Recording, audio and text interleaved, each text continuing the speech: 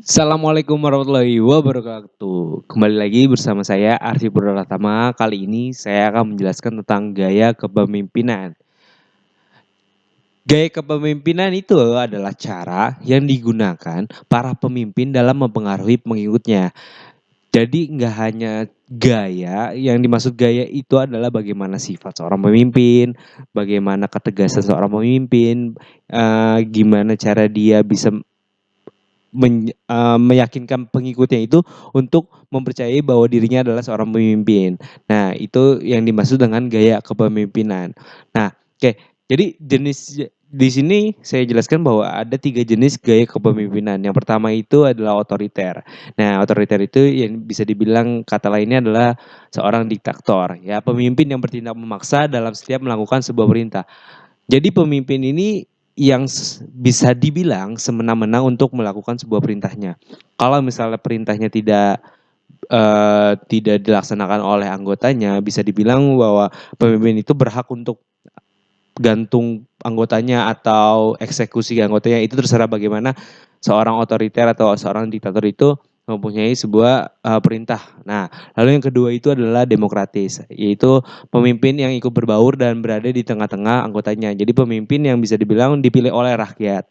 Nah, pemimpin ini yang benar-benar harus menggunakan kepercayaan rakyatnya.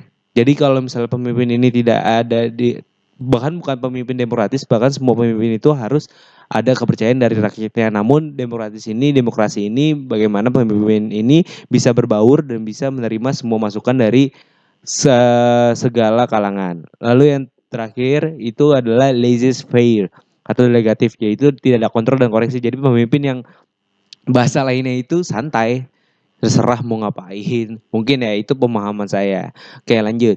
Jadi ada tingkat kesiapan pengikut dari kita bacanya dari R4 bukan dari R1. R4 itu menunjukkan bahwa pengikut telah memiliki pengetahuan dan keterampilan kerja yang dibutuhkan untuk melaksanakan tugas-tugas disertai dengan kemauan yang kuat untuk melaksanakannya. Lalu yang kedua adalah R3, menunjukkan situasi di mana pengikut memiliki pengetahuan dan keterampilan kerja yang memadai untuk melaksanakan tugas-tugas. Tetapi pengikut tidak mau melaksanakan tugas-tugas yang diberikan oleh pemimpinnya. Lalu selanjutnya yaitu menunjukkan pengikut tidak mampu melakukan suatu tugas, tetapi ia sudah memiliki kemauan, motivasi yang kuat, motivasi yang kuat tidak didukung oleh pengetahuan dan keterampilan kerja yang memadai untuk melaksanakan tugas-tugas. Lalu yang terakhir menunjukkan bahwa pengikut tidak mampu dan tidak mau mengambil tanggung jawab untuk melakukan suatu tugas. Pada tingkat ini, pengikut tidak memiliki kompetensi dan tidak percaya diri. Lalu yang terakhir ini adalah tingkat perkembangan kompetensi dan komitmen. Nah, yang pertama itu D1, kompetensinya rendah dan komitmen yang rendah juga. Lalu kompetensi rendah dan komitmen yang tinggi, itu di D2. Lalu yang di D3, kompetensi tinggi dan komitmen yang rendah. Lalu yang terakhir itu D4, kompetensi tinggi dan komitmen yang tinggi. Oke, hanya sekian saja yang bisa saya sampaikan. Kurang lebihnya mohon maaf. Terima kasih. Assalamualaikum warahmatullahi wabarakatuh.